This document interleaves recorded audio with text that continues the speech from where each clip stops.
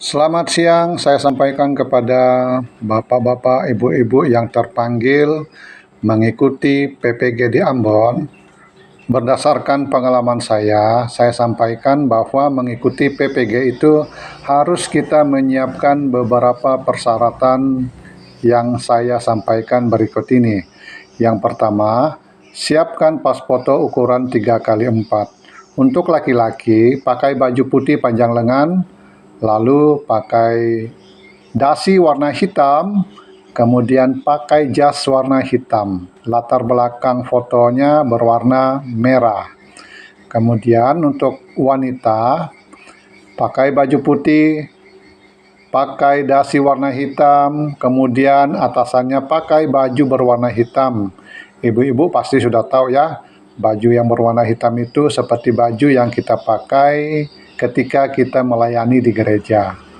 Kemudian yang kedua, siapkan RPP, program semester, dan program tahunan.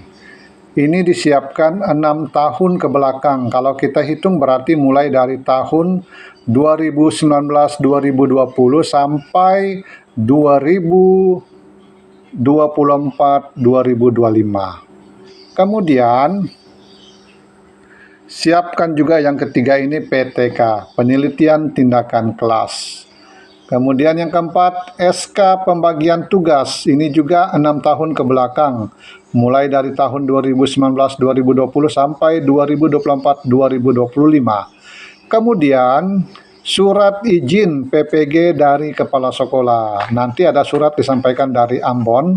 Surat itu kita print, kemudian kita bikin materai, kemudian ketemu dengan kepala sekolah, minta ditandatangani sebagai bukti bahwa kita mengikuti PPG. Mengapa itu perlu? Karena kalau kita ikut PPG, berarti kita tidak turun sekolah. Itulah yang menjadi pegangan kita. Kemudian yang keenam, surat kesehatan dari puskesmas silakan disiapkan. Yang terakhir, ijazah terakhir.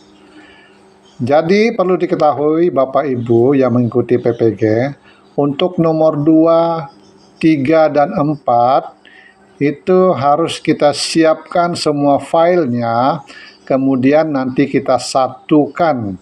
Setelah sudah disatukan, lalu kita upload ke aplikasi yang disiapkan oleh panitia PPG dari Ambon.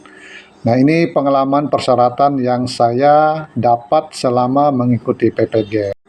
Selanjutnya, saya sampaikan kepada peserta PPG BAT 2 bahwa ketika kita mengikuti PPG ini ada tugas yang diberikan kepada kita dan harus kita kerjakan sesuai jadwal. Yang pertama, kita disuruh membaca modul profesional. Yang kedua, kita disuruh membaca modul pedagogik. Kemudian yang ketiga, kita disuruh membaca modul PPP. PPP ini singkatan dari pengembangan perangkat pembelajaran. Sebelum kita membaca modul yang ditugaskan kepada kita, terlebih dahulu ada pretest yang harus kita kerjakan. Karena kalau kita tidak mengerjakan pretest itu, modul ini tidak terbuka. Jadi supaya modul semua ini terbuka, kita harus mengerjakan pretest terlebih dahulu. Saya jelaskan kepada Bapak Ibu bahwa setiap modul ini berisi 8 topik dari 1 sampai 8. Kemudian setiap topik itu ada kegiatan yang harus kita kerjakan di dalam. Ada 3 kegiatan di dalam setiap satu topik. Topik pertama misalkan isinya ada jurnal, harus kita baca. Kemudian yang kedua ada materi yang harus kita baca. Kemudian yang ketiga ada video yang harus kita tonton dan pahami baik-baik. Harus tugas-tugas itu kita selesaikan sesuai dengan waktu dan jadwal yang ada. Kemudian selama kita mengerjakan tugas ini, kamera di laptop harus aktif, wajib aktif. Kamera itu tujuannya untuk mengontrol kita. Apakah kita mengerjakan tugas, apakah kita membaca tugas itu sesuai waktu dan jadwal atau tidak. Kalau kita tidak membaca atau melaksanakan tugas ini, akan ketahuan melalui kamera itu nantinya. Oleh karena itu, kerjakan semua tugas dengan penuh semangat, dengan baik dan benar. Yang terakhir saya sampaikan, ada tugas akhir yang harus kita ikuti nantinya. Yang pertama, uji pengetahuan 60 soal pilihan ganda yang kita kerjakan selama 2 jam. Kemudian yang kedua, ada tugas refleksi yang kita kerjakan selama 30 menit. Tugas refleksi ini maksudnya nanti kita disuruh mencari masalah ketika kita mengajar di kelas.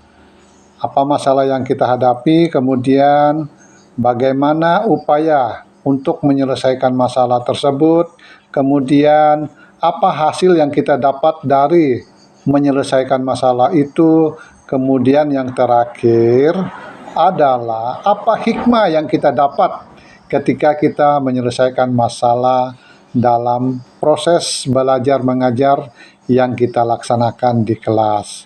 Kemudian yang ketiga ada UKIN yang harus kita kerjakan sesuai jadwal nantinya. UKIN ini singkatan dari uji kinerja. Kita disuruh bikin RPP, kemudian berdasarkan RPP tersebut, kita disuruh mempraktekkannya, mengajar di kelas, dan harus divideokan.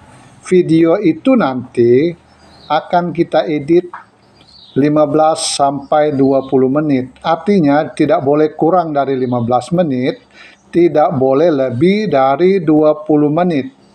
Nanti kita siapkan video itu, karena hasil dari video itu nanti kita kirim melalui aplikasi yang ada kepada tim penguji yang ditentukan oleh panitia. Demikian, terima kasih.